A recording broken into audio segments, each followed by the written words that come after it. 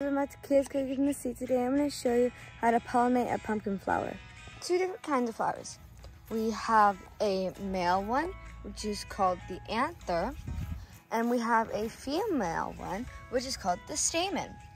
Now, what we're going to do with the male flower is we're going to peel, take it off like this. Take it here. Oops. And then I'm gonna peel this back. Peel back. Yeah, we're gonna take this off. Like this. So what we're gonna do, we're gonna take it in here. I'm gonna rub it around a little bit.